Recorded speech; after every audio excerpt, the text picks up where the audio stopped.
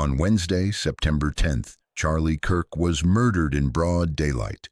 He was a prominent right-wing political figure in the U.S. and had just started a new campus tour. His first stop was at Utah Valley University in Orrin. He left behind a wife and 2 children. Immediately after his assassination, the hunt for his killer began. Now authorities have identified a suspect. This is how he was caught. Morning, ladies and gentlemen. We got him. Charlie Kirk got into politics really young and started Turning Point USA when he was just 18. The organization is committed to promoting right-wing views in schools and universities. Kirk reached millions through social media and his podcast. He toured colleges to debate students and had become a close Trump ally. He is said to have played an important role in Trump's re-election. Phone footage from the event shows the likely shooter on a roof about 430 feet or 130 meters away from Kirk's tent. He seems to be in a prone position. The shooter fires a single shot. Kirk is hit in the neck and rushed to Timpanogos Regional Hospital immediately after. In footage from the event, a person dressed in black can be seen sprinting off the same roof after a shot was fired. According to authorities, he ran back here and jumped down here.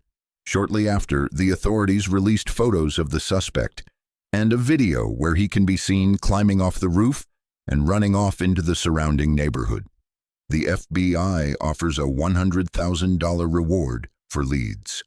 At this point, a manhunt of tremendous scale is unfolding. Heavily armed officers are at the scene. Authorities confirm that they found a high-powered bolt-action rifle in a wooded area. Increasingly, the FBI is under pressure. 2 suspects are brought into custody, but released shortly after. 24 hours pass, and no one has been caught. Meanwhile, the suspect, Tyler Robinson, seems to have told a family member that he shot Kirk. The family member is believed to be Robinson's father, a veteran law enforcement officer. Robinson grew up in Washington, Utah, about 3 hours away from the university. The father reportedly told a family friend, who in turn informed the authorities. Robinson turned himself in late Thursday evening in St. George, about 250 miles or 400 kilometers from Utah Valley University. Robinson's roommate reportedly showed Discord messages to investigators. According to CNN, the messages included Robinson stating a need to retrieve a rifle from a drop point, leaving the rifle in a bush, visually watching the area where a rifle was left, reference to having left the rifle wrapped in a towel, reference to engraving bullets and the rifle being unique, mention of Robinson changing outfits. Trump makes the capture public on Fox and Friends. Looking real good. They have the person that they wanted. Next, Utah's governor steps in front of cameras. Friday morning. Good morning, ladies and gentlemen. We got him. Investigators interviewed a family member of Robinson who stated that Robinson had become more political in recent years.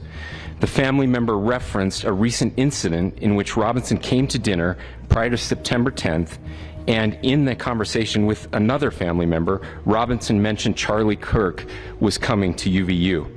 They talked about why they didn't like him and the viewpoints that he had. The family member also stated Kirk was full of hate and spreading hate. Robinson is said to have engraved phrases such as "Hey fascist catch" and "Bellachau" on cartridges found with his rifle. Bellachau is most likely a reference to the Italian World War II anti-fascist anthem. On the "Hey fascist catch" symbols are engraved as such. Likely a reference to a controller sequence that releases a bomb in the game Helldivers.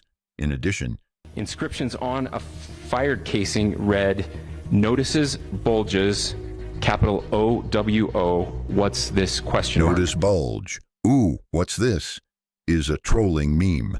On a 4th bullet, according to Cox, it said, "If you read this, you are gay. LMAO. Amid such a heated political atmosphere, this press conference is bound to reverberate across the U.S.